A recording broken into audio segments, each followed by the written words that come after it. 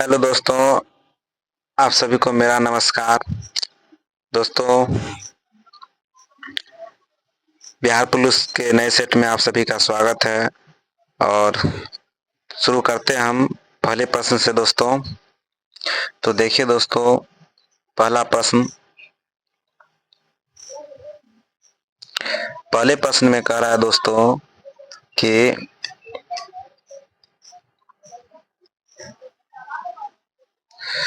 पहला प्रश्न कह रहा है दोस्तों कि प्रेरित धारा की दिशा निम्न किसके द्वारा प्राप्त होती है। पहला ऑप्शन है कि फ्लेमिंग के बाएं हाथ का नियम, दूसरा है सुई विधि द्वारा, तीसरा है दाएं हाथ के अंगूठे नियम द्वारा और चौथा है फ्लेमिंग के दाएं हाथ के नियम के द्वारा। तो दोस्तों इसका आंसर हो जाएगा फ्लेमिंग के दाएं हाथ के नियम के द्वारा। फ्लेमिंग के दाएं हाथ के नियम के द्वारा प्रेरित धारा की दिशा प्राप्त होती है। दूसरा प्रश्न देखिए दोस्तों, दूसरा प्रश्न कह रहा है कि 100 वाट का बिजली का बल्ब 100 घंटे जलता है तो 5 रुपए प्रति यूनिट की दर से कितना विद्युत खर्च होगा। तो दोस्तों इस प्रश्न को जो है बनाने के लिए ये जो दिया गया है कि 100 वाट का बिजली बल्ब 10 घंटे जलता है तो जो यूनिट जो खर्च होगा कितना यूनिट, तो यूनिट निकालने के लिए क्या होता है कि जितना वाट का बल्ब होता है उसको गुना करते हैं, जितना घंटे जलता है, यानी 10 घंटे जल रहा है तो और इसको क्या करेंगे कि 1000 से भाग दे देंगे। 1000 से भाग देने पर ही ये यूनिट पता चल जाता है कि कितना यूनिट खर्च हुआ है। तो दोस्तों ये जो है कट के आ जाएगा आपको, ये 3 जीरो से 3 जीरो खत्म हो गया तो दोस्तों बचा एक, यही एक यूनिट जो है विद्युत खर्च हुई है, एक यूनिट। अब जो है हमको खर्च पूछा है 5 रुपए प्रति यूनिट से कितना खर्च है, तो इसी को 5 से हम गुना कर देंगे तो हमारा आंसर 5 आ जाएगा दोस्तों। तो आंसर ए हो जाएगा दोस्तों। उसके बाद तीसरा क्वेश्चन देखिए दोस्तों, तीसरा क्वेश्चन कह रहा है कि जब प्रकाश की किरण एक माध्यम से दूसरे माध्यम में प्रवेश करती है तो अपवर्तन के दौरान अपने पथ से मुड़ जाती है। दूसरे माध्यम में प्रकाश के मुड़ने का क्या कारण है। ऑप्शन है आवृत्ति भिन्न होना, ऑप्शन बी है चाल भिन्न होना, ऑप्शन सी है आयाम का कम होना और ऑप्शन डी है प्रत्यास्था कम हो जाना। तो दोस्तों इसका जो आंसर होगा चाल भिन्न होना, ऑप्शन नंबर बी। दोस्तों जब प्रकाश की किरण एक माध्यम से दूसरे माध्यम में में प्रवेश करती है तो उसका जो है वह अपवर्तन हो जाता है, उसकी किरण जो है अपवर्तन हो जाती है। तो ये चाल के कारण होती है दोस्तों, अलग अलग माध्यम में प्रकाश की चाल अलग अलग होती है, इसलिए जब सघन माध्यम से जब विरल माध्यम में प्रकाश जाती है तो वह अविलंब से दूर हटती है और जब विरल माध्यम से सघन माध्यम में प्रकाश जाती है तो वह अविलंब की ओर झुक जाती है। अगला क्वेश्चन देखिए दोस्तों, 4 नंबर क्वेश्चन में कह रहा है कि एक समान वृत्तीय गति में वेग सदिश तथा त्वरण सदिश इस रूप में किससे संबंधित होते हैं। ऑप्शन है दोनों समान दिशा में, एक दूसरे पर लंबवत, दोनों विपरीत दिशा में, एक दूसरे से संबंधित नहीं। तो इसका आंसर हो जाएगा दोस्तों कि एक दूसरे से लंबवत। अगला क्वेश्चन देखिए 5 नंबर दोस्तों, 5 नंबर क्वेश्चन जो है यह 5 नंबर क्वेश्चन कह रहा है दोस्तों कि निम्न में से कौन सा ग्राफ गुरुत्व के अंतर्गत स्वतंत्र रूप से गिरने वाली किसी वस्तु के वेग समय परिवर्तन को प्रदर्शित करती है। तो वेग समय परिवर्तन को जो है दोस्तों इस ऑप्शन ए में जो है यह जो है परिवर्तन को प्रदर्शित करती है। यहाँ पर भी है, यहाँ चाल है और ये टी समय है। तो दोस्तों इस तरह का जब ग्राफ दिखे तो समझ जाइए कि यह वेग समय ग्राफ को दिखा रहा है। समय के अनुसार जो है वेग बढ़ते जाता है यहाँ पे दोस्तों, ठीक है। और ये ग्राफ और ये ग्राफ जो है इसको वेग समय ग्राफ को जो है निरूपित नहीं करता है। 6 नंबर क्वेश्चन दोस्तों देखिए, 6 नंबर क्वेश्चन कह रहा है कि अनुप्रस्थ रंग में माध्यम के कण किस प्रकार गति करती है। ऑप्शन है लंबवत दिशा में संचरण की दिशा में कंपन करते हैं, ऑप्शन बी है समांतर दिशा से संचरण की दिशा में कंपन करते हैं, ऑप्शन सी है वृत्त की गति करते हैं और दीर्घ वृत्त की गति करते हैं। ऑप्शन नंबर डी और सी दोस्तों नहीं होगा, ऑप्शन नंबर ए और बी। तो यहाँ पर जो है दोस्तों इसका जो आंसर हो जाएगा वह लंबवत दिशा में संचरण की दिशा में कंपन करते हैं, अनुप्रस्थ अंग। ठीक है दोस्तों, अगर पूछता अनुदैर्ध्य तो ऑप्शन नंबर बी हो जाता है। यहाँ पर समानांतर दिशा से संचरण की दिशा में कंपन करते हैं। 7 नंबर क्वेश्चन देखिए दोस्तों। 7 नंबर क्वेश्चन कह रहा है कि निम्न में से किस स्थिति में कुंडली में कोई भी विभवांतर प्रेरित नहीं होगा। यानी ये 4 स्थिति दिया गया है और इस स्थिति में से कौन सा स्थिति ऐसा है जिसमें विभवांतर प्रेरित नहीं होगा। तो ऑप्शन है किसी क्षण चुंबक के एक स्थिर कुंडली की ओर गति होने पर। ऑप्शन बी है किसी कुंडली के एक स्थिर क्षण चुंबक की ओर गति होने पर। और कुंडली और क्षण चुंबक के दोनों के समान चाल से समान दिशा में गतिमान होने पर। तो दोस्तों ऑप्शन नंबर सी होगा, कुंडली और क्षण के दोनों समान चाल से समान दिशा में गति होने पर क्या होगा कि विभवांतर प्रेरित नहीं होगा दोस्तों। इसलिए इसका जो ऑप्शन हो जाएगा दोस्तों, ऑप्शन नंबर ए हो जाएगा। ए में ही 3 नंबर दिया हुआ है दोस्तों। क्वेश्चन नंबर 8 देखिए। 8 कह रहा है दोस्तों कि किसी क्षण चुंबक के चुंबकीय क्षेत्र से संबंधित निम्न कथन पर विचार कीजिए। ऑप्शन ए है इनमें परिणाम और दिशा दोनों होते हैं। चुंबकीय क्षेत्र रेखाएं बंद वक्र होती है।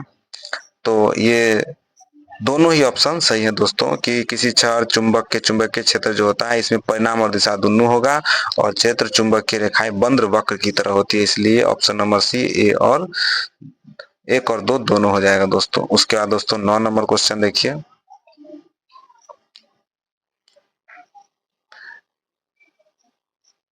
9 नंबर क्वेश्चन दोस्तों। 9 नंबर कह रहा है कि C60 एक अणु है जिसमें से ये किसके रूप में व्यवस्थित 60 कार्बन परमाणु होते हैं। ऑप्शन है 15 पंचभुज और 18 षष्ठभुज। 18 पंचभुज और 15 षष्ठभुज, 12 पंचभुज और 20 षष्ठभुज और 20 पंचभुज और 12 षष्ठभुज। तो दोस्तों ये जो C60 है यह जाएगा 12 पंचभुज और 20 षष्ठभुज। ऑप्शन नंबर दोस्तों इसका 9 का सी हो जाएगा दोस्तों, 12 पंचभुज और 20 षष्ठभुज। 10 नंबर क्वेश्चन देखिए दोस्तों। 10 नंबर क्वेश्चन है कि एक निश्चित तर्क के अनुसार 8 40 से संबंधित है, समान तर्क के अनुसार 3 15 से संबंधित है और समान तर्क के अनुसार 52 निम्नलिखित में से किससे संबंधित है। ये रीजनिंग है दोस्तों। तो दोस्तों देखिए यहाँ 8 को हम अगर 5 से गुना करेंगे तो 40 हो जाता है और 3 को 5 से गुना करेंगे तो 15 हो जाता है, 3 पचे 15। उसी तरह दोस्तों हम इसको 5 से गुना कर देंगे तो 5 गुना 10 के 0 और हाथ में 1 पचे 25 1 26 दोस्तों 260 है। ऑप्शन नंबर डी में 260 है दोस्तों। 11 नंबर क्वेश्चन देखिए। 11 नंबर का नीचे दी गई आकृति में कितने त्रिभुज है दोस्तों। इसमें त्रिभुज गिनती करना है और अलग अलग है, कोई रेखा किसी को नहीं काटते है तो आप सीधे गिन सकते हैं। 1 2 3 4 5 6 और 7। तो टोटल जो है दोस्तों ये 11 में ये जो है क्वेश्चन में 7 आंसर हो जाएगा। इसमें 7 त्रिभुज है 11 नंबर क्वेश्चन में। 12 नंबर क्वेश्चन देखिए दोस्तों, रीजनिंग का ही है। कह रहा है कि दिए गए पैटर्न का ध्यानपूर्वक अध्ययन करें और दिए गए विकल्पों में से उस संख्या का चयन करें जो इसमें प्रश्न चिन्ह के स्थान पर आ सकते हैं। यानी कि यहाँ पर जो है क्या होगा यही पूछा गया है दोस्तों। तो दोस्तों देखिए कि 16 और 14 को जोड़िए, 16 और 14 को जोड़िएगा दोस्तों तो 30 पूरेगा और फिर 17 और 13 को जोड़िएगा दोस्तों तो आपको भी यह 30 पूर जाएगा। और यहाँ देखिए दोस्तों 17 और 4 21 है और 12 और 9 भी यहाँ पर दोस्तों 21 पूर रहा है। यानी दोस्तों ये दोनों को जोड़ करके पूरना चाहिए और फिर इसको जोड़ करके सेम पूरना चाहिए। तो यहाँ पर देखिए दोस्तों 17 और 32 कितना होगा तो 30 10 40 40 9 49 पूरा है। तो दोस्तों 29 में जो है कितना जोड़ेंगे कि 49 है तो 49 में से 29 घटा दीजिए दोस्तों तो ये 0 और ये 20। तो दोस्तों इसका आंसर जो है 12 का बी हो जाएगा। अगला क्वेश्चन देखिए दोस्तों 13 नंबर क्वेश्चन। 13 नंबर क्वेश्चन कह रहा है दोस्तों कि select the most appropriate opinion to fill in the blank dash है the great leader is no more. Option है हेलो, अलास, हुर्रा, ब्रेवो। दोस्तों कह रहा है कि great leader is no more, यानी कि जो ग्रेट लीडर है वह अभी नहीं है, नहीं रहे। तो यह जो सेंटेंस है एक उदासी सेंटेंस है, इसमें दुख प्रकट हो रहा है, इसलिए दोस्तों ये अलास हो जाएगा यहाँ ऑप्शन नंबर सी। अलास जो है यह दुख प्रकट करने वाला शब्द है। अगला देखिए दोस्तों 14 नंबर क्वेश्चन। 14 नंबर क्वेश्चन कह रहा है दोस्तों कि select the most appropriate meaning of the given items, यानी इस आइटम्स जो दिया गया है इसका जो है मीनिंग क्या होगा। ऑप्शन है ए हग, प्रॉफिट, उसका risky, pursuit, the highest authority, the largest portion. तो दोस्तों इसका जो आंसर हो जाएगा the largest portion, the largest portion.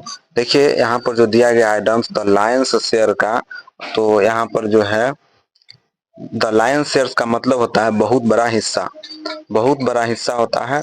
और इसका जो अर्थ हो, इसका जो आइटम्स होगा तो दोस्तों वो हो जाएगा ऑप्शन नंबर सी है द लार्जेस्ट पोर्शन, यानी कि बहुत बड़ा हिस्सा।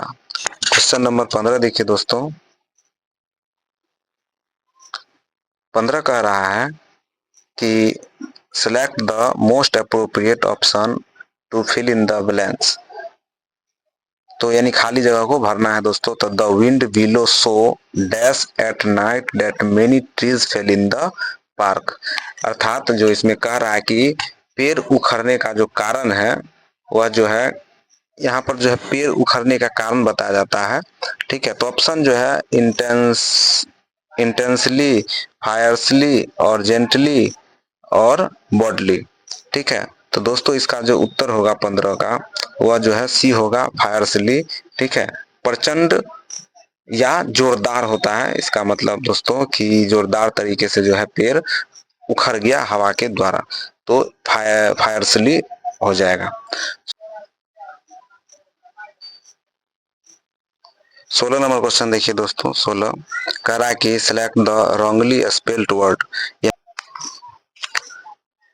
इस शब्द में जो है कौन सा शब्द जो है गलत दिया गया है। तो दोस्तों देखिए पहला है GAUG गेज, उसके बाद GAZZEDET गेस्टल, गेस्टी, उसके बाद दोस्तों GAZELLE गेजली है दोस्तों, उसके बाद गेज है। इस तरह से दिया गया है दोस्तों। तो इसका जो आंसर हो जाएगा ये ऑप्शन नंबर बी है, क्योंकि यहाँ पर जो ऑप्शन दिया गया है GAZZEDET, तो यहाँ पर GAZEDE होगा दोस्तों, जिसका अर्थ जो होता है राजपत्र होता है दोस्तों, राजपत्र। अगला क्वेश्चन देखिए दोस्तों 17 नंबर। 17 नंबर जो क्वेश्चन है दोस्तों वो कह रहा है कि he is reading a book change into passive voice, यानी कि पैसिव वॉइस एक्टिव से पैसिव। तो दोस्तों यहाँ पर देखिए कि he is reading a book, यानी कि is M R plus V4 है दोस्तों। यहाँ पर जो है ये फॉर्म है इज एम आर और प्लस V4 है दोस्तों। और जब इसका पैसिव फॉर्म होता है कि आर रहेगा तो बीइंग, बीइंग वाला हो जाएगा दोस्तों। इज एम आर वाला जो जाएगा कि बीइंग हो जाता है, और V3 और बीइंग प्लस V3 हो जाएगा दोस्तों, BEING बीइंग प्लस V3। तो जिसमें जो बीइंग प्लस V3 होगा दोस्तों वही आंसर हो जाएगा। तो यहाँ पर देखिए दोस्तों कि बीइंग है नहीं इसमें, इसमें और इसमें ऑप्शन नंबर बी और सी में बीइंग है, तो इसी में से कोई आंसर होगा।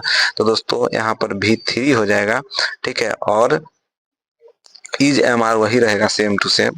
तो यहाँ पर ऑप्शन नंबर बी है a book is being read my book. उसके बाद देखिए दोस्तों 18 नंबर क्वेश्चन कह रहा है कि select the option that can be used A one word substitute for the given groups of word. Option है, क्वेश्चन है यहाँ पर पूछ रहा है कि वन वर्ड सब्स्टिट्यूशन दिया गया है, यानी अनेक शब्दों के लिए एक शब्द जो होता है वही है दोस्तों। यहाँ पर है story of individual written by himself, अपने बारे में जो लिखा जाता है उसे दोस्तों नोवेल, हिस्ट्री, बायोग्राफी, ऑटोबायोग्राफी। तो दोस्तों यहाँ पर ऑप्शन डी हो जाएगा ऑटोबायोग्राफी। जब अपने बारे में लिखते हैं तो उसे ऑटोबायोग्राफी कहते हैं।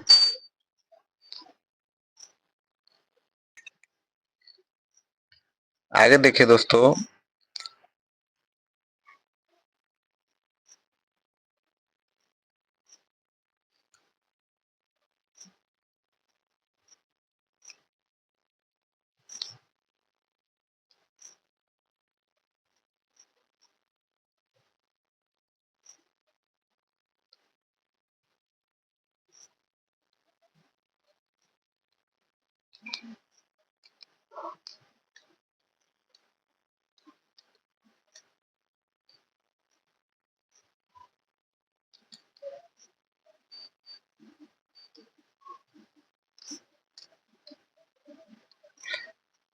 अगला क्वेश्चन देखिए दोस्तों 19 नंबर।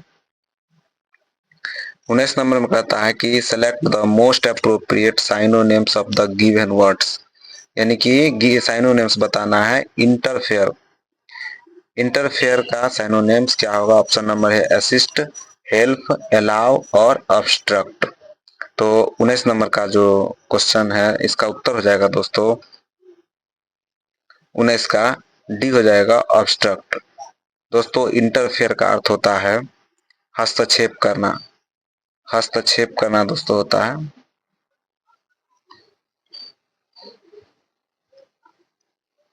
हस्तक्षेप करना। और इसका जो साइनो है, साइनो का मतलब होता है दोस्तों कि सेम वर्ड, ठीक है, समानार्थी शब्द। तो एब्स्ट्रक्ट, एब्स्ट्रक्ट का भी हो जाएगा हस्तक्षेप करना दोस्तों। क्वेश्चन नंबर 20 देखिए दोस्तों। 20 नंबर में 20 नंबर में कह रहा है कि select the most appropriate antonyms of the given word, यानी कि एंटो क्या होगा? यानी विपरीत शब्द। तो हाउलो, हलो, हलो शब्द है इस तरह से दोस्तों। इसका ऑप्शन है सॉलिड, एम्प्टी, नैरो और कर्व्ड। तो इसका जो उत्तर हो जाएगा दोस्तों वो हो जाएगा सॉलिड। हॉलो का अर्थ होता है दोस्तों खोखला, खोखला। और इसका जो है खोखला, और इसका उल्टा हो जाएगा मजबूत, मजबूत। तो दोस्तों सॉलिड जो है, सॉलिड का अर्थ हो जाएगा मजबूत। 21 नंबर देखिए। 21 नंबर क्वेश्चन है कि वाक्य में त्रुटिपूर्ण भाग का चयन कीजिए, यदि कोई त्रुटि न हो तो डी का चयन कीजिए। कह रहा है कि वीर सैनिक कहते हैं कि हम विद्रोही शत्रु का नाश करेंगे। तो कौन सा जो है इसमें से गलत है? वीर सैनिक कहते हैं कि हम विद्रोही शत्रु का नाश करेंगे, कोई त्रुटि नहीं। तो दोस्तों यहाँ पर जो है वीर सैनिक कहते हैं कि हम विद्रोही शत्रु, यहाँ जो लिखा हुआ है दोस्तों विद्रोही, यही गलत है। यानी सीधे होना चाहिए कि वीर सैनिक कहती है कि हम शत्रु का नाश करेंगे, विद्रोही नहीं बोल रहा था। शत्रु शत्रु होता है, विद्रोही शत्रु नहीं बोलते। इसलिए ऑप्शन नंबर बी हो जाएगा कि हम शत्रु का नाश करते हैं, विद्रोही नहीं होगा। क्वेश्चन नंबर 22 देखिए दोस्तों। 22 नंबर क्वेश्चन कहता है कि दुख ही जीवन की कथा रही, क्या कहूँ आज जो कही नहीं, यह किसकी प्रसिद्ध उक्ति है? तो दोस्तों यह ऑप्शन है सुमित्रानंदन पंत, जयशंकर प्रसाद, निराला और महादेवी वर्मा। तो इसका जो उत्तर हो जाएगा दोस्तों यह हो जाएगा निराला। निराला जी है जो, इन्हीं का जो यह शब्द है, यह वाक्य दिया गया है। और यह वाक्य जो है वह सरोज स्मृति से लिया गया है। यह वाक्य सरोज स्मृति से लिया गया है दोस्तों, सरोज स्मृति, सरोज स्मृति में यह पंक्ति दिया गया है। क्वेश्चन नंबर 23 देखिए दोस्तों। 23 कह रहा है दोस्तों कि निम्नलिखित में कौन सा शब्द वायु का पर्यायवाची है? यानी पर्यायवाची कहने का मतलब दोस्तों कि सभी का अर्थ सेम। तो यानी वायु जो है और इसका कौन सा शब्द होगा? तो ऑप्शन है आलिंद, आलिनी, अनिल और अनल।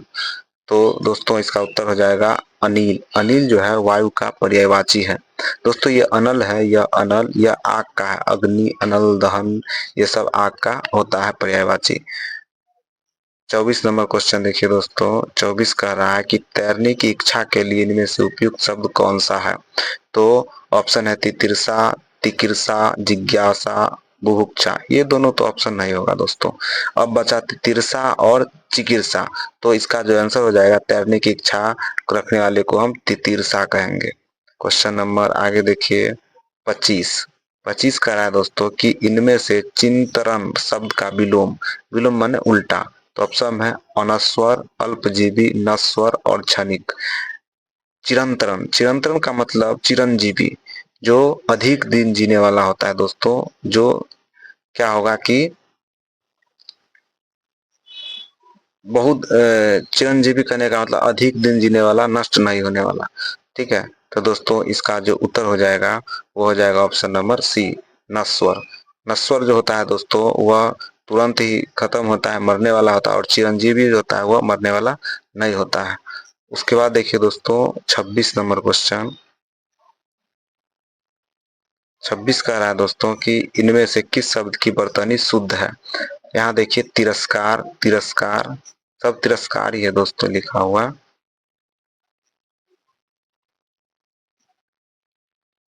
तो ये जो इसमें से तिरस्कार देखिए चारों तिरस्कार ही है लिखा हुआ, लेकिन ये ऑप्शन नंबर ए शब्द सही है वर्तनी। क्वेश्चन नंबर 27 देखिए, कह रहा है कि विद्यापति किस भाषा से संबंधित कवि है। ऑप्शन है मैथिली, बघेली, मराठी और मगही। तो इसका आंसर हो जाएगा option number A Maithili. 28 number देखिए, 28 नंबर क्वेश्चन है, जो दंड मापने योग्य हो, इस वाक्य के लिए सही शब्द कौन सा है। तो ऑप्शन है भयानक, अकिंचन, दंडनीय और जीवट। तो इसका आंसर हो जाएगा दंडनीय। जो दंड पाने योग्य होता है उसे दंडनीय कहते हैं। क्वेश्चन नंबर 29 देखिए दोस्तों, 29 नंबर क्वेश्चन कह रहा है कि भारत सरकार अधिनियम 1935 में निम्नलिखित कथनों पर विचार कीजिए। ऑप्शन है यह अधिनियम ब्रिटिश संसद द्वारा अधिनियमित किया गया था, इस अधिनियम को भारत और बर्मा सरकार के लिए दो अलग अधिनियम विभाजित किया गया था, और यह अधिनियम 1 अप्रैल 1935 से प्रारंभ किया गया था। तो दोस्तों ऑप्शन नंबर ए जो है यह सही है, यह अधिनियम ब्रिटिश संसद द्वारा अधिनियमित किया गया था। ऑप्शन नंबर बी, इस अधिनियम को भारत और बर्मा सरकार के लिए दो अलग अधिनियमों में विभाजित किया गया था, ये भी सही है, और यह अधिनियम 1 अप्रैल 1935 में किया गया था। दोस्तों ये गलत है। दोस्तों यह अधिनियम अगस्त 1935 में पारित किया गया था। अगस्त 1935 में पारित किया गया था, और इसे जो है दोस्तों लागू जो किया गया था यह 1 अप्रैल 1937 को, 1 अप्रैल 1937 को लागू हुआ था दोस्तों। और यह जो दिया गया है 1 अप्रैल 1935, यह जो दोस्तों यह दूसरे चीज का डेट है। 1 अप्रैल 1935 को जो है दोस्तों रिजर्व बैंक की जो है स्थापना की गई थी। क्वेश्चन नंबर 30 देखिए, 42वां संवैधानिक संशोधन निम्नलिखित संशोधन अधिनियम किस वर्ष पारित किया गया था। ऑप्शन है 1986, 1978, 1998, 1976। तो 42वां संवैधानिक संशोधन जो है वह 1976 में लागू किया गया था। क्वेश्चन नंबर 31 देखिए दोस्तों, 31 कह रहा है कि निम्न भारत के वर्तमान राष्ट्रपति का क्रम क्या है। 19वां, 13वां, 16वां, 15वां। तो अभी जो वर्तमान राष्ट्रपति है उनका क्रम 15वां है, यानी अभी तक टोटल 15 राष्ट्रपति बन चुके हैं भारत में। 32 नंबर क्वेश्चन है कि निम्नलिखित में कौन संवैधानिक संस्था था। ऑप्शन है संघ लोक सेवा आयोग, वित्त आयोग, योजना आयोग और चुनाव आयोग। आंसर जो हो जाएगा दोस्तों ऑप्शन नंबर सी, योजना आयोग। यह संवैधानिक संस्था था। 33 नंबर क्वेश्चन देखिए कि भारतीय संविधान के अनुच्छेद 44 का उद्देश्य क्या है। ऑप्शन है भारत के राज्य क्षेत्र में नागरिकों के लिए एक समान नागरिक संहिता सुनिश्चित करना। ऑप्शन बी है कलात्मक या ऐतिहासिक रुचि के प्रत्येक स्मारक या स्थान की सुरक्षा करना। ऑप्शन सी है पर्यावरण की रक्षा और सुधार करना तथा देश के वनों और वन्य जीवों की सुरक्षा करना। और ऑप्शन नंबर डी है दोस्तों कि राज्य की सार्वजनिक सेवा में न्यायपालिका की कार्यपालिका से अलग करना। तो दोस्तों इसका जो उत्तर हो जाएगा वो हो जाएगा option number A. Option number A है जो राज्य क्षेत्र में नागरिकों के लिए एक समान नागरिक संहिता सुनिश्चित करना। अनुच्छेद 44 में यही दिया गया।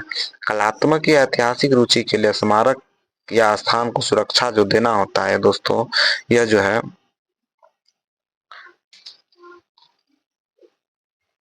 ये अनुच्छेद जो है 49 में दिया गया दोस्तों। इसका जो है चर्चा अनुच्छेद 49 में दिया गया। पर्यावरण की रक्षा और सुधार करना था, देश के वन्य जीवों की सुरक्षा करना, ये 48 के क में, अनुच्छेद 48 के क में दिया गया है। और आज की सार्वजनिक सेवा में न्यायपालिका और कार्यपालिका ये अनुच्छेद 50 में दिया गया है दोस्तों। अब 34 नंबर क्वेश्चन देखिए दोस्तों, 34 कह रहा है भारत में सूक्ष्म वित्त संस्थानों की संवहनीयता से संबंधित आयाम क्या है। ऑप्शन है अत्यधिक ब्याज दरें, दाता निधि पर निर्भरता, सीमित सामाजिक प्रभाव, उच्च लाभ मार्जिन। तो इसका आंसर जो हो जाएगा दोस्तों यह हो जाएगा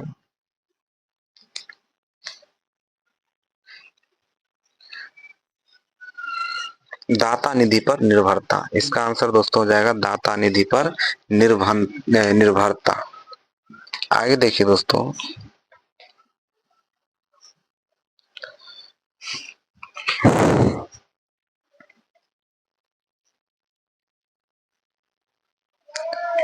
पैंतीस नंबर क्वेश्चन देखिए दोस्तों, 35 का रहा है एस SHG बैंक लिंकेज आंदोलन के महत्वपूर्ण लक्ष्य का नेतृत्व RBI के समर्थन से डैश ने किया था। ऑप्शन है सहकारी बैंक, ऑप्शन बी है नाबार्ड, से B Indian bank.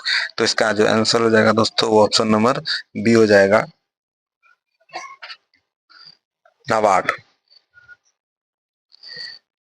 36 number question है भारत सरकार द्वारा ग्रामीण युवाओं को स्वरोजगार हेतु प्रशिक्षण योजना किस वर्ष शुरू की गई थी। ऑप्शन है 1979, 1965, 2000 और 1991। तो दोस्तों इसका उत्तर हो जाएगा 1979। क्वेश्चन नंबर 19 देखिए दोस्तों, भारतीय जन क्रांति की जननी किसे माना जाता है। ऑप्शन है उषा मेहता, कस्तूरबा गांधी, एनी बेसेंट और मैडम कामा। तो इसका आंसर जो है दोस्तों मैडम कामा आ जाएगा। मैडम भिखाजी कामा जो है 1907 ईस्वी में जर्मनी के स्टुटगार्ट शहर में इन्होंने झंडा को फहराया था और तब से इन्हें भारतीय क्रांति की जननी कहा गया था दोस्तों। क्वेश्चन नंबर देखिए 38, गुलाम वंश के संस्थापक कौन था। तो ऑप्शन है महमूद गजनवी, कुतुबुद्दीन ऐबक, रजिया सुल्तान और कोई नहीं। तो इसका आंसर जो दोस्तों गुलाम वंश के संस्थापक कुतुबुद्दीन ऐबक था। 39 नंबर देखिए दोस्तों क्वेश्चन, 39 कह रहा है कि भारत में ग्रैंड ट्रंक रोड किसके शासनकाल में बनाए गए थे। ऑप्शन है अकबर, अशोक, शेरशाह, औरंगजेब। तो ग्रैंड ट्रंक रोड जो है वह शेरशाह के समय बनाया गया था दोस्तों। अब क्वेश्चन नंबर 40 देखिए, कवि कालिदास किसके राज कवि थे। क्वेश्चन ऑप्शन ए है चंद्रगुप्त मौर्य, समुद्रगुप्त, चंद्रगुप्त विक्रमादित्य और हर्षवर्धन। तो आंसर हो जाएगा चंद्रगुप्त विक्रमादित्य और इन्हीं के शासनकाल में कालिदास थे। 41 नंबर देखिए दोस्तों कि निम्नलिखित में से किस नेता ने बिहार में 1857 के विद्रोह का नेतृत्व किया। तो ये बहुत ही आसान क्वेश्चन हो गया, बार बार पढ़े होंगे आप लोग। ऑप्शन ए है राजकुमार शुक्ल, राजेंद्र प्रसाद, कुंवर सिंह और देवी सिंह। तो इसका उत्तर हो जाएगा दोस्तों कुंवर सिंह। कुंवर सिंह जो है वह बिहार में 1857 के विद्रोह का नेतृत्व किए थे आरा से। कहाँ से दोस्तों, तो आरा से। और अगर पटना से पूछ ले तो वह थे पीर अली, पीर अली पटना से थे। 42 नंबर देखिए दोस्तों, कह रहा है कि कौन सुमेलित नहीं है। चिल्कोपाइराइट, CuFeS2, एस्थीनो एस्थीनोनाइट है ZnCO3, मैग्नेटाइट है Fe3O4, अर्जेंटाइट है Na3AlF6। तो दोस्तों इसका जो उत्तर हो जाएगा वो हो जाएगा ऑप्शन नंबर डी, यह सुमेलित नहीं है। अर्जेंटाइन जो है दोस्तों यह जो है Na3AlF6 जो है यह जो है सुमेलित नहीं है। इसका जो दोस्तों हो जाएगा अर्जेंटाइन का Ag2S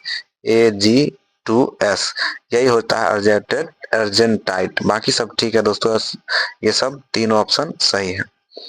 क्वेश्चन नंबर 43 देखिए दोस्तों, क्वेश्चन नंबर 43 कह रहा है कि पीएच पेपर पर तरल नमूने की एक बूंद डाली गई, यह देखा गया कि पीएच रंग पेपर का रंग नीला हो जाता है, तरल नमूना निम्नलिखित कौन सा है। तो दोस्तों पीएच वाला जो होता है दोस्तों कि अम्ल क्या करता है, नीले लिटमस को लाल कर देता है और क्षार इसका ठीक उल्टा लाल को नीला कर देता है दोस्तों। तो यहाँ पर जो है पीएच पेपर का रंग नीला हो गया है दोस्तों।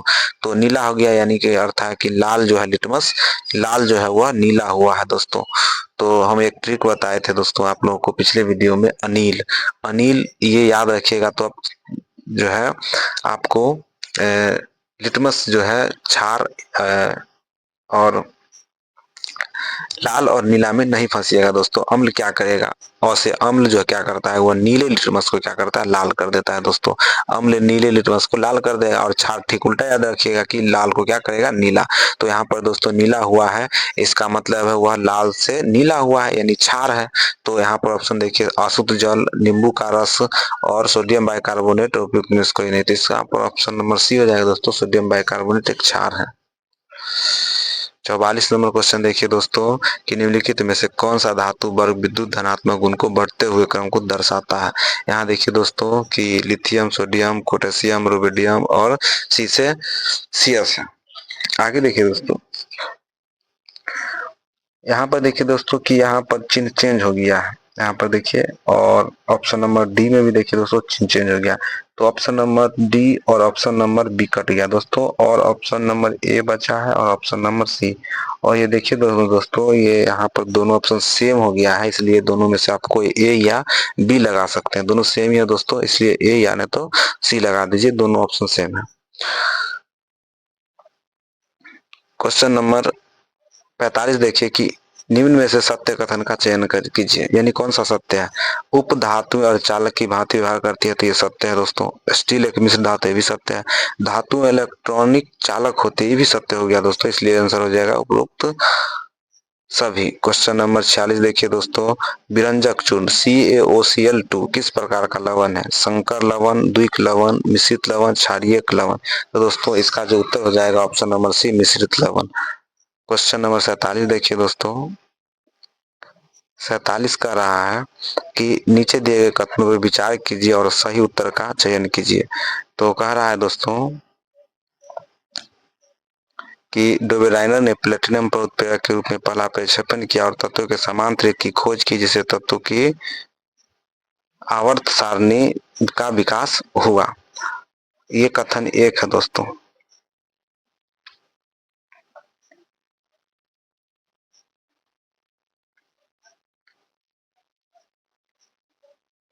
कथन जो है दो यहाँ दिया गया है दोस्तों कि JW डोबेराइनर जेना विश्वविद्यालय में रसायन विज्ञान और फार्मेसी के प्रोफेसर थे। तो इसका उत्तर दोस्तों सी है, ये दोनों कथने सही है।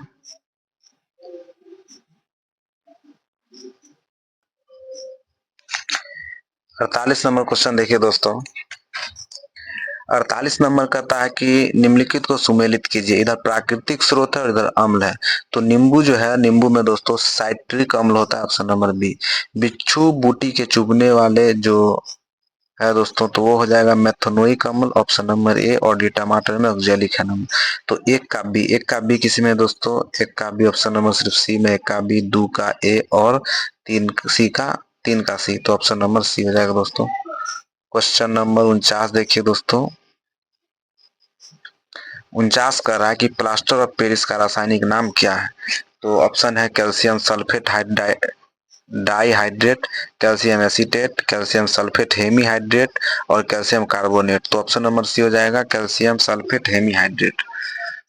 50 नंबर क्वेश्चन देखिए दोस्तों, कह रहा है कि निम्नलिखित में कौन सा अंग अप्रयुक्त या क्षतिग्रस्त डिंबाणु को हटाने में सक्षम है। ऑप्शन है अवटु ग्रंथि, अग्नाशय, तिल्ली और अस्थि मज्जा। तो इसका आंसर हो जाएगा दोस्तों तिल्ली। इसको ही स्प्लीन बोलते हैं दोस्तों, और यह क्या करता है कि क्षतिग्रस्त डिंबाणु को हटाने में सक्षम है। आरसीबी का जो कब्र होता है वह स्प्लीन या तिल्ली को ही कहा जाता है। क्वेश्चन नंबर एक्स वट्टा दो हो जाएगा दोस्तों। तो यहाँ पर देखिए दोस्तों कि ये एक्स वट्टा दो हो जाएगा, ये नीचे दो कर देते हैं, और यहाँ पर जो है दोस्तों विपरीत दिशा में चल रहा है, इसलिए 10 में से 5 घट जाएगा। और यहाँ से दोस्तों और टोटल जो समय लगा है दोस्तों वह 20 घंटे का समय लगा। इसको आप हल कीजिएगा दोस्तों, तो यहाँ से x का मान निकलेगा और वही x का मान जो है आपको बीच में दूरी बताएगा। तो इसका जो आंसर हो जाएगा दोस्तों 51 का, वह ये हो जाएगा 120 किलोमीटर। ये समय लग गया दोस्तों इस क्वेश्चन में, तो इसको आप ध्यान से बनाइएगा।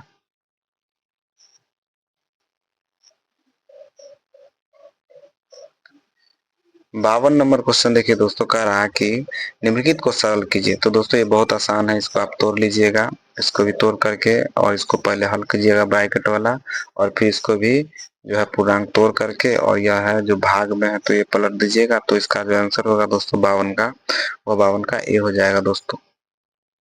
उसके बाद देखिए दोस्तों, कह रहा है क्वेश्चन कि एक बर्तन ए और द्रव बी का अनुपात 4:9। यदि बर्तन में 8 लीटर द्रव ए मिलाया जाता है तो न्याय अनुपात कितना हो जाता है। तो मूल मिश्रण में द्रव ए की मात्रा ज्ञात कीजिए। देखिए दोस्तों एक ए है और एक मिश्रण बी है, ठीक है, और इसका अनुपात जो है 4/9 है। तो ये मान लीजिए ये x 4x है और ये 9x मात्रा है। यदि बर्तन में 8 लीटर द्रव ए मिलाया जाता है, द्रव ए में दोस्तों यह जो है यदि बर्तन में 8 लीटर द्रव ए मिलाया जाता है, यानी 8 लीटर इसमें मिलाया जाता है द्रव ए में, तो नया अनुपात 8/9 हो जाता है दोस्तों। तो इसको आप हल कीजिएगा तो आपको जो है आंसर आ जाएगा दोस्तों। और इसका जो आंसर आएगा 53 का, वह ऑप्शन नंबर सी है दोस्तों, 8 आएगा, 8 आ जाएगा दोस्तों। 54 नंबर क्वेश्चन देखिए दोस्तों। 54 कह रहा है कि क्रमशः 120 मीटर और 150 मीटर लंबी दो रेलगाड़ियां समान दिशा में, यानी कि एक जो है रेलगाड़ी की लंबाई 120 मीटर और दूसरी की 150 मीटर है। एक जो है 70 किलोमीटर प्रति घंटा और एक जो है 52 किलोमीटर प्रति घंटा के चाल से चल रही। पहली रेलगाड़ी दूसरे को कितने सेकंड में पार करेगी? तो दोस्तों जो समय पूछा है, तो समय बराबर होता है दोस्तों दूरी बट्टा चाल। समय बराबर होता है दोस्तों दूरी बट्टा चाल। तो दोस्तों दूरी जो होगी, यह जो दोनों ट्रेन जब चलेगी तो एक 120 मीटर का है और दूसरा है 150 मीटर का। तो एक दूसरे को कब पार करेगी दोस्तों? एक दूसरे का पार करेगी कि यानी एक जो है ट्रेन जितनी लंबाई के है उस दूरी को तय करे, और जो दूसरा ट्रेन है उस वो जो दूसरी ट्रेन है उसकी जितनी लंबाई है उसको पार करे। इसलिए दोस्तों 120 और 150 को हम जोड़ देंगे, 120 प्लस 150, यह दोनों यह कुल दूरी हो गया दोस्तों। और चाल, चाल जब दोस्तों की जब सेम दिशा में दूरी दो रेलगाड़ी अगर चल रही है तो क्या होती है कि सापेक्ष चाल में चाल को घटा दिया जाता है, यानी 70 किलोमीटर को जो है हम 70 में से 52 किलोमीटर को घटा देंगे। और इसको जो घटाएंगे तो इसको जो हम दोस्तों यह जो है 5/18 से गुना भी करना होगा, 5/18 से गुना भी करना होगा दोस्तों। और इसको हल जो करेंगे हम तो इसका जो आंसर आएगा दोस्तों वह जो है ऑप्शन नंबर ए आएगा 54। आगे देखिए दोस्तों 55 नंबर क्वेश्चन। 55 कह रहा है कि दिव्या ने 1 रुपया में दोस्तों 1 रुपया में 6 कैंडी जो है खरीदा गया था। कैंडी ये सीपी था, क्रयमूल्य था। तो अगर हमको 50% लाभ चाहिए तो 1.5 रुपया में हमको बेचना पड़ेगा। 1.5 रुपया में ये 6 कैंडी को बेचना है, 6 कैंडी। ठीक है दोस्तों, तो 1.5 का मतलब हो गया आपको 3/2, 3/2 मतलब 1.5 हो गया दोस्तों। तो 1.5 रुपया में अगर जो हम 6 कैंडी बेचेंगे, ठीक है, तो हमको जो है वो 50% लाभ हो जाएगा। लेकिन क्वेश्चन में कहा कि उसे 1 रुपये में कितनी कैंडियां बेचना होगी, तो 1.5 रुपया में 6 कैंडी, तो 1 रुपया में कितना होगा? तो दोस्तों इस 6 में हम भाग दे देंगे 3/2 से दोस्तों। तो ये ही आकर के अगर हम इसको गुना करेंगे तो 2/3 हो जाएगा, 3×2 = 6 यानी कि 4। इसका उत्तर जो होगा दोस्तों वो ऑप्शन नंबर 4 हो जाएगा, option number A. Question number देखिए दोस्तों 56। 56 देखिए कि 45 मीटर और 35 मीटर आयाम के एक आयताकार क्षेत्रफल का बाहर 2.5 मीटर के समान चौड़ाई का एक पथ है। पथ का क्षेत्रफल क्या होगा दोस्तों? देखिए दोस्तों कि अगर आप इस तरह से आयत बनाएंगे, ठीक है दोस्तों, तो इसका जो है यह 45 है और यह 35 है। लेकिन कह रहा है दोस्तों कि 2.5 मीटर समान चौड़ाई का पथ चारों ओर बनाता है। 2.5 चारों ओर से बढ़ जाएगा दोस्तों, कि इस तरह से दोस्तों एक पथ रास्ता हो जाएगा इस तरह से। और इसका जो चौड़ाई होगा दोस्तों, यह चौड़ाई आपको हो जाएगा दोस्तों 2.5। तो 2.5 जो ही चौड़ाई होगा, तो ध्यान दीजिए दोस्तों कि यह जो है ये चौड़ाई इधर भी और यह भी, यानी कुल लंबाई 2.5 बढ़ जाएगा दोस्तों। 2.5 इधर भी बढ़ेगा, 2.5 इधर भी बढ़ेगा, यानी कि दोस्तों 2.5 बढ़ रहा है। यानी कि यह 45 जो हो गया दोस्तों, ये चौड़ाई था, यह चौड़ाई बढ़ के हो गया आपको 35 और 5 40 मीटर। और यह जो है 45 मीटर दोस्तों था यहाँ से यहाँ तक का, तो 2.5 इधर भी बढ़ेगा, तो 45 से यह हो जाएगा 50 दोस्तों। तो इसको गुना कीजिए और इसको गुना कीजिए और जो क्षेत्रफल आएगा उसको घटा लीजिए। तो यह जो है दोस्तों यह आपको 5×4 = 20 और डबल सुनो 2000 में से आप जो 45 और 35 को गुना करके घटा लीजिए। 45 और 35 को जो गुना करके जो आएगा दोस्तों, इसमें से आपको इसको घटा लीजिए और जो आंसर होगा दोस्तों वही आपका उत्तर हो जाएगा। तो इसका जो आंसर आ जाएगा दोस्तों 56 का, वह 425 मीटर है दोस्तों। ऑप्शन नंबर बी में 425 मीटर आंसर है।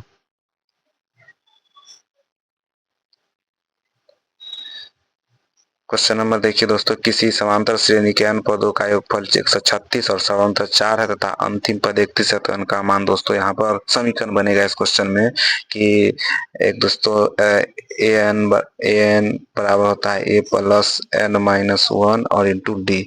ए एन को ही हम लोग दोस्तों टी एन या एल बोलते हैं, ये सब सेम ही चीज होता है इस फॉर्मूला को। और एक होता है एस एन यानी पूरा योग वाला जो होता है प्रश्न दोस्तों वो होता है n/2 into 2a plus n-1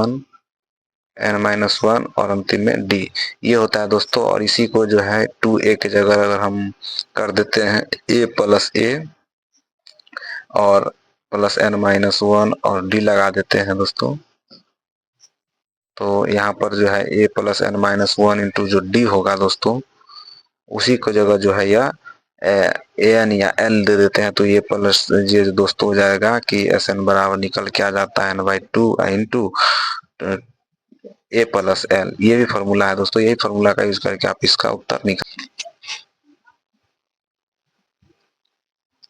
तो इसका जो उत्तर होगा दोस्तों 57 का, वह जो उत्तर हो जाएगा आपको ए उस 8 आ जाएगा उत्तर दोस्तों। अब 58 नंबर क्वेश्चन देखिए दोस्तों,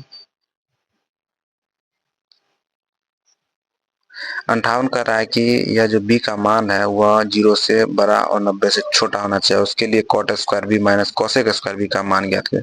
तो एक फॉर्मूला होता है दोस्तों कि कोसेक स्क्वायर b और माइनस कॉट स्क्वायर b बराबर 1 होता है दोस्तों, लेकिन यहाँ पर उल्टा दिया हुआ है, इसलिए क्या करेंगे कि अगर हम इससे माइनस कॉमन ले लेते हैं दोस्तों, तो ये हो जाएगा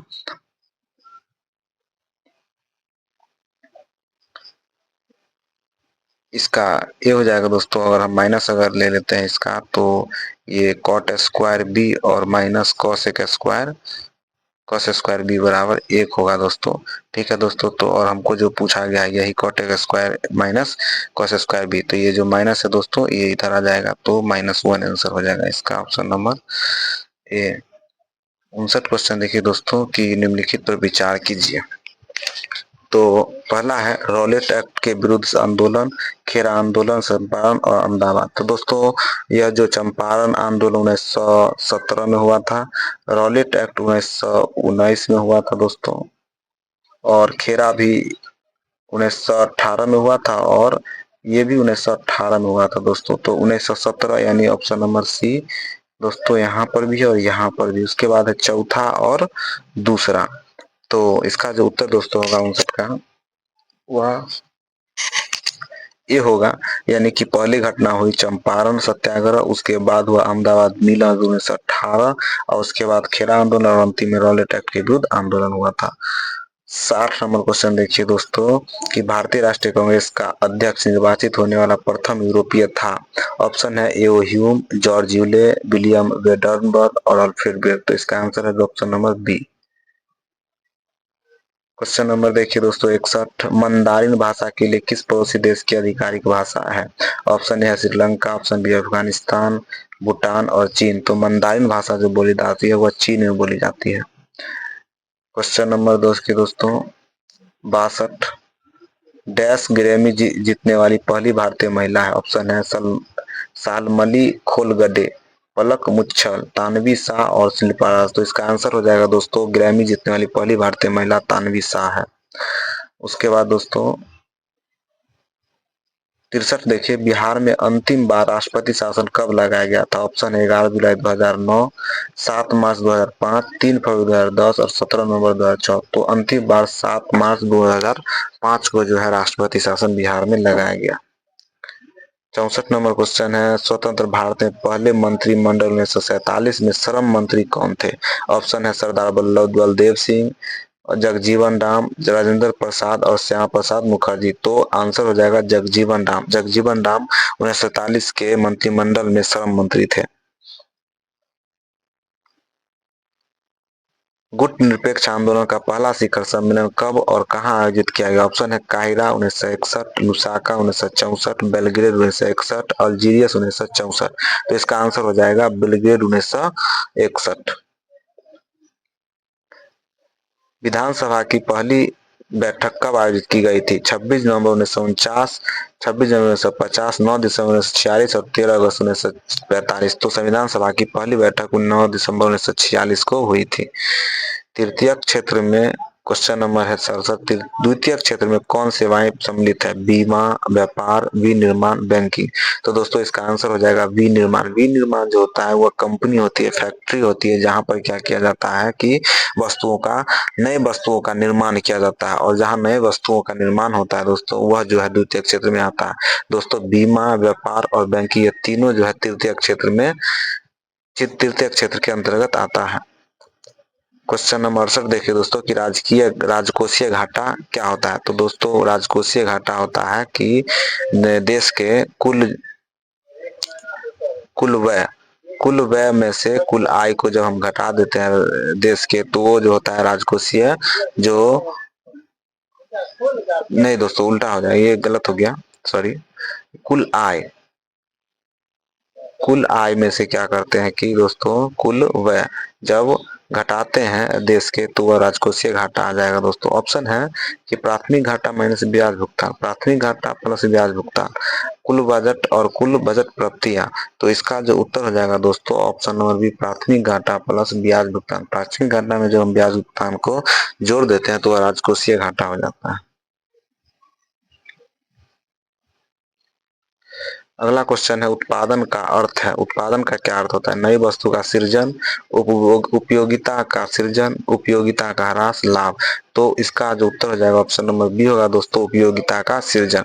उत्पादन का अर्थ होता है उपयोगिता का सृजन, लेकिन यहाँ पर ऑप्शन नंबर ए में फंस जाएगा दोस्तों, नई वस्तु का सृजन। नई वस्तु का सृजन जो है दोस्तों वह उत्पादन का अर्थ नहीं है। नई वस्तु का मतलब हो गया नई चीज का खोज हुआ, ठीक है, लेकिन यहाँ पर है उपयोगिता का सृजन। उपयोगिता का सृजन का मतलब हो गया दोस्तों उत्पादन होता है। आगे क्वेश्चन देखिए दोस्तों, गुल्लक बच्चा बैंक कहाँ है? ऑप्शन है दिल्ली, पटना, भोपाल, जयपुर। तो गुल्लक जो है बच्चा बैंक वह पटना में स्थित है। 71 नंबर देखिए दोस्तों क्वेश्चन कह रहा है कि विश्व की सबसे बड़ी मूंगा चट्टान जिसे ग्रेट बैरियर रीफ के नाम से जाना जाता है भौगोलिक स्थिति क्या है? ऑप्शन है ऑस्ट्रेलिया, चीन, आयरलैंड, स्विट्जरलैंड। तो ग्रेट बैरियर रीफ जो है यह दोस्तों मूंगा चट्टान है जो ऑस्ट्रेलिया में है, और ऑस्ट्रेलिया जो देश है दोस्तों इसके यह उत्तर और पूर्वी क्षेत्र में उत्तर पूर्वी क्षेत्र में स्थित है दोस्तों। क्वेश्चन नंबर 72 देखिए दोस्तों, 72 कह रहा है कि एक वयस्क इंसान सामान्य रूप से 24 घंटे में लगभग 1 से कितना लीटर मूत्र विसर्जित करता है? ऑप्शन है 1.2 लीटर, 2.5 लीटर, 3 लीटर, 1.8 लीटर। तो इसका उत्तर दोस्तों हो जाएगा 1.8 लीटर। 1.8 लीटर सामान्य इंसान क्या करता है कि 24 घंटे में मूत्र विसर्जित करता है। 73 नंबर क्वेश्चन देखिए दोस्तों, 73 कह रहा है कि निम्न में से कौन सा हार्मोन युवावस्था के समय लड़कों में दिखाई देने वाली उपस्थिति में बदलाव लाता है? ऑप्शन है टेस्टोस्टेरोन, थायरोक्सिन, पशु हार्मोन और इंसुलिन। तो इसका जो उत्तर होगा दोस्तों वह उत्तर हो जाएगा दोस्तों टेस्टोस्टेरोन, और महिला में क्या होता है प्रोजेस्टेरोन होता है दोस्तों। 74 देखिए दोस्तों, व्हिटेकर द्वारा प्रतिपादित 5 किंगडम क्लासिफिकेशन में निम्नलिखित में से कौन सा समूह में शामिल नहीं है? ऑप्शन है फंगी, प्रोटोजोआ, प्रोटिस्टा और एनिमेलिया। तो प्रोटोजोआ जो है दोस्तों वह किंगडम क्लासिफिकेशन व्हिटेकर जो दिए थे उसमें शामिल नहीं है।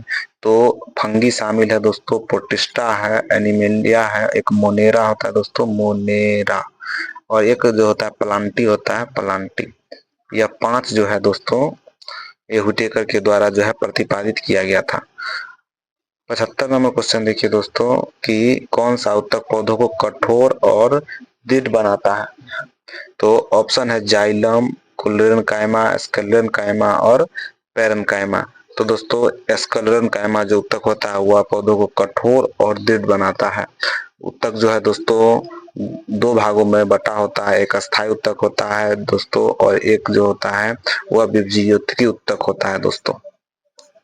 आगे देखिए दोस्तों 76 नंबर क्वेश्चन कि फूल के नर प्रजनन भागों को क्या कहा जाता है? बाह्यदल, अंडव, बाह्यदल पुंज, पुंकेसर। तो पुरुष के जो नर प्रजनन भाग है उसे पुंकेसर कहते हैं दोस्तों, और यह बाह्यदल और बाह्यदल पुंज होती है दोस्तों यह फूल के भाग है, और अंडव जो हो गया दोस्तों यह जो है फूल के जो है वह मादा भाग होता है। 77 नंबर क्वेश्चन देखिए दोस्तों, कह रहा है कि डीएनए अणु में थाइमिन बेस दो हाइड्रोजन बंधों द्वारा निम्न में से किससे जुड़ा होता है? ऑप्शन है एडेनिन, साइटोसिन, थाइमिन और गुआनिन। तो इसका जो उत्तर हो जाएगा दोस्तों वह ऑप्शन नंबर ए हो जाएगा, एडेनिन। 78 देखिए दोस्तों, कह रहा है कि मानव परिसंचरण तंत्र में सभी शिराएं रक्त को हृदय की ओर ले जाती है। फुफ्फुसीय शिरा और अन्य शिराओं में क्या अंतर है? ऑप्शन है फुफ्फुसीय शिरा में रक्त प्रवाह दाब के साथ होता है। दोस्तों फुफ्फुस शिरा में रक्त का जो दाब होता है वह अधिक नहीं होती है। फुफ्फुस धमनी, एक मिनट दोस्तों, सॉरी। देखिए दोस्तों, मानव परिसंचरण तंत्र में सभी शिराएं रक्त को हृदय की ओर ले जाती है। फुफ्फुसीय शिरा और अन्य शिराओं में क्या अंतर है? तो ऑप्शन है कि फुफ्फुसीय शिरा में रक्त का प्रवाह दाब के साथ होता है। फुफ्फुसीय शिरा में एक छोटी अवकाशिका होती है। फुफ्फुसीय शिरा ऑक्सीजन युक्त रक्त ले जाती है, और फुफ्फुसीय शिरा में कोई वाल्व नहीं रहता है। तो इसका उत्तर दोस्तों ऑप्शन नंबर सी हो जाएगा कि फुफ्फुसीय शिरा ऑक्सीजन युक्त रक्त ले जाती है। तो ऑप्शन नंबर सी उत्तर हो जाएगा दोस्तों। आगे देखिए दोस्तों, 79 नंबर क्वेश्चन की अम्बिलिका ऑफिसिनेलिसिस, एम्बिलिका ऑफिसिनेलिस जिसका भारतीय स्थानीय नाम क्या है? उसको उपयोग में च्यवनप्राश के निर्माण में किया जाता है। ऑप्शन है आंवला, अफीम, महुआ, नीम। तो इसका उत्तर ऑप्शन नंबर ए होगा दोस्तों। क्वेश्चन नंबर 80 देखिए दोस्तों कि यदि माध्यम 1, 2 और 3 के अपवर्तनांक क्रमशः 1.31, 1.38, 1.44 है, यदि माध्यम में प्रकाश की चाल v1, v2, v3 हो तो उनके बीच में से कौन सा संबंध सही है? तो दोस्तों देखिए, जिसका अपवर्तनांक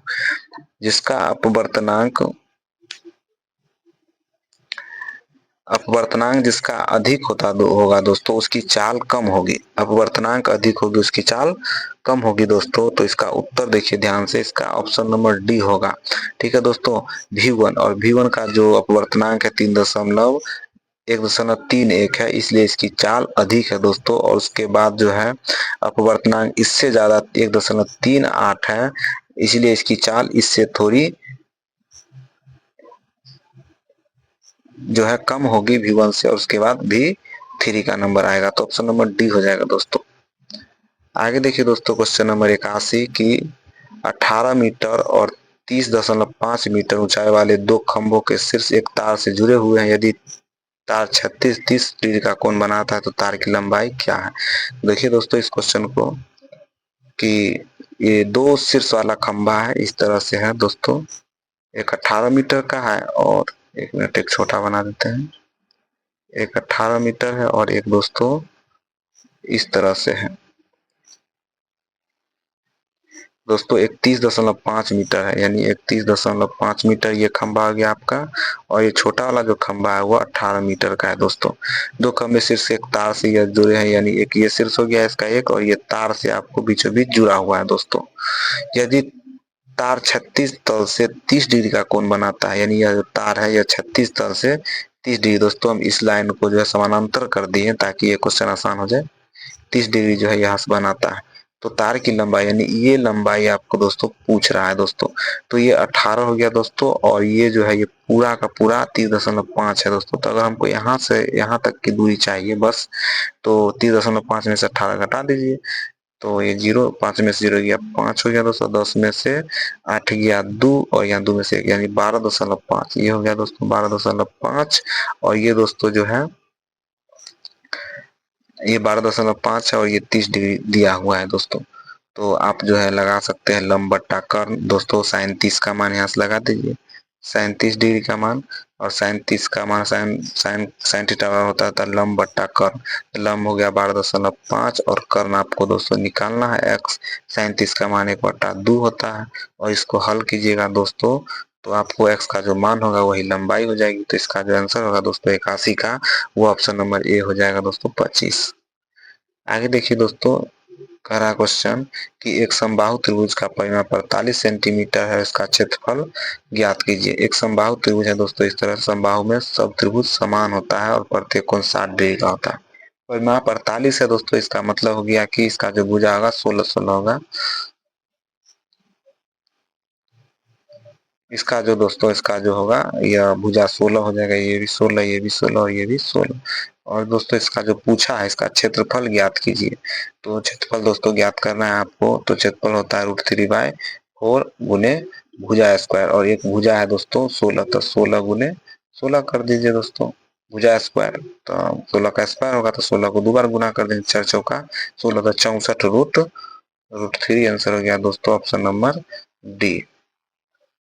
आगे देखिए दोस्तों क्वेश्चन 83 कह रहा है कि एक वर्ग का परिमाप 124 मीटर, उसका क्षेत्रफल दोस्तों, तो परिमाप होता है वर्ग का 4 गुने भुजा, 4 गुने भुजा होता है दोस्तों। तो ये हो गया परिमाप बराबर परिमाप होता है, तो ये 124 दिया हुआ है और ये 4 गुने भुजा, तो दोस्तों यहाँ से कट जाएगा 4 या 12 और 4 एकम 4, तो यह भुजा 31 है और 31 का जो है आप दोस्तों स्क्वायर कर दीजिए, वही आंसर है आपका।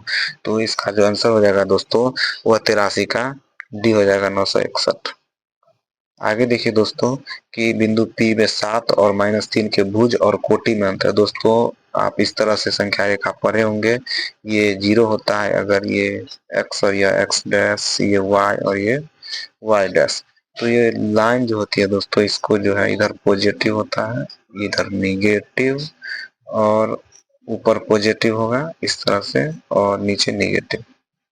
तो ये लाइन दोस्तों आपका भुज कहलाता है, और ये लाइन जो होती है ये वाला, ये दोस्तों ये आपका कोटि होता है। ठीक है, तो क्वेश्चन कह रहा है कि भुज और कोटि में अंतर क्या है। तो दोस्तों ये आपका हो गया भुज और ये हो गया कोटि। तो ये जो 7 हो गया यह x पर होता है और 7 प्लस में होगा, कहीं पर इधर होगा दोस्तों, और ये -3 जो है नीचे होगा कहीं इस लाइन पर -3, और अंतर पूछ रहा है तो आप क्या कीजिए कि 7 में से घटा दीजिए -3 को, तो यही अंतर हो जाएगा। तो ये माइनस माइनस प्लस हो जाता है, इसलिए दोस्तों इसका आंसर 10 हो जाएगा। क्वेश्चन नंबर 85 देखिए दोस्तों। 85 कह रहा है कि एक निश्चित तर्क के अनुसार 11 127 से संबंधित है, समान तर्क के अनुसार 20 104 402 से संबंधित है, समान तर्क के अनुसरण करते हुए 13 किससे संबंधित होगा। देखिए दोस्तों यहाँ पे 11 का आप स्क्वायर कीजिएगा तो 121 आता है, 121, और इसी में 2 जोड़ दिया गया है तो 127 हो गया। फिर उसी तरह से दोस्तों यहाँ देखिए 20 का स्क्वायर कीजिएगा दोस्तों तो वह 20 भी सही है, 400 आएगा, इसी में 2 जोड़ दिया गया। ठीक उसी तरह से 13 को भी दोस्तों आप क्या कीजिए कि ये स्क्वायर कर दीजिए, 13 को स्क्वायर कीजिएगा तो ये 169 आ जाएगा, और 169 में आप 2 जोड़िए तो 171 आ जाएगा आंसर, इसलिए आंसर इसका बी हो जाएगा दोस्तों, बी। अब आगे देखिए 86 नंबर क्वेश्चन दोस्तों। 86 नंबर क्वेश्चन दोस्तों कह रहा है कि यदि प्लस को माइनस में और गुना को भाग में बदल दिया जाए तो निम्नलिखित समीकरण क्या होगा। तो दोस्तों यहाँ पर देखिए कि यहाँ जो है इस क्वेश्चन में अब भाग की जगह क्या करना है दोस्तों, गुना, यानी यह जो है यहाँ पर गुना होगा, ये प्लस है तो दोस्तों यहाँ माइनस हो जाएगा, और जहाँ माइनस है वहाँ दोस्तों प्लस हो जाएगा, और जहाँ गुना है दोस्तों वहाँ पर क्या कर देना, भाग कर देना, और इसको आप हल कीजिए। तो पहले हो जाएगा आपको भाग का काम कीजिए दोस्तों, का भागा, यानी भाग तब गुना तब जोड़ तब क्या कीजिए दोस्तों माइनस, तो आप इसको कीजिएगा। तो दोस्तों इसका जो उत्तर आएगा आपको 86 का, तो उत्तर हो जाएगा ऑप्शन नंबर बी दोस्तों 316।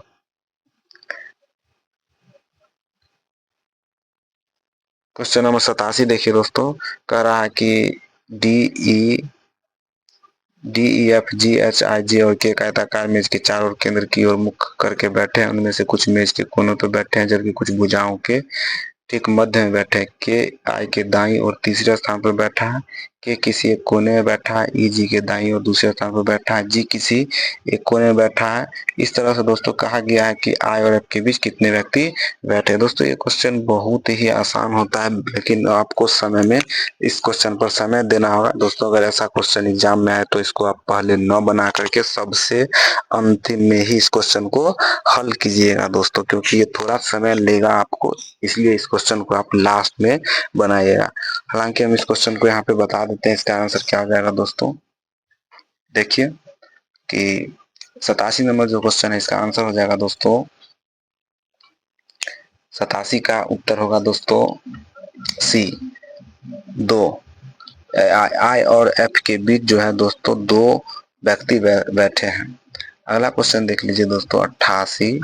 88 कह रहा है कि निम्नलिखित में से कौन सी मिट्टी नदियों द्वारा निर्मित है। तो ऑप्शन है लाल मिट्टी, काली मिट्टी, जलोढ़ मिट्टी, लेटराइट मिट्टी। तो इसका जो उत्तर हो जाएगा दोस्तों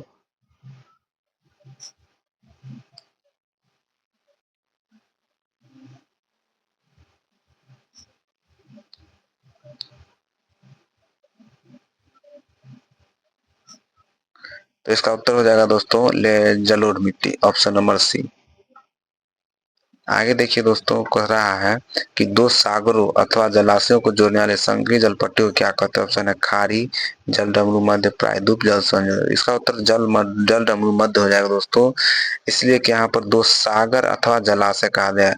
छोटे सागर और जलाशय को जब जोड़ा जाता है तो वहां पर वो जल डमरू मध्य कहलाता है, लेकिन जो बड़ा महासागर को जोड़ने वाला जो संकरी पट्टी होती है, जल पट्टी, उसे जल संधि कहते हैं या जल संयोजक, ऑप्शन डी हो जाता तब। लेकिन यहाँ पर सागर और जलाशय, इसलिए आंसर इसका दोस्तों ऑप्शन नंबर बी हो गया।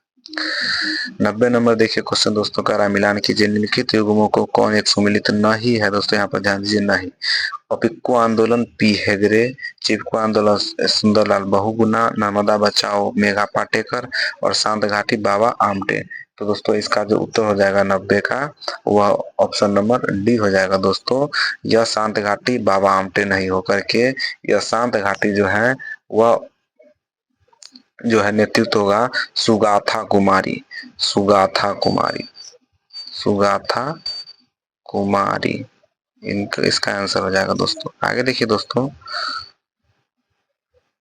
क्वेश्चन नंबर जो है 91 कह रहा है कि भारत की जलवायु का वर्णन करने के लिए प्रयुक्त सामान्य शब्द क्या है। शुष्क जलवायु, उष्णकटिबंधीय मानसून, ध्रुवीय जलवायु और रेगिस्तानी जलवायु। तो इसका उत्तर हो जाएगा उष्णकटिबंधीय मानसून। भारत का मानसून जो है उष्णकटिबंधीय है दोस्तों।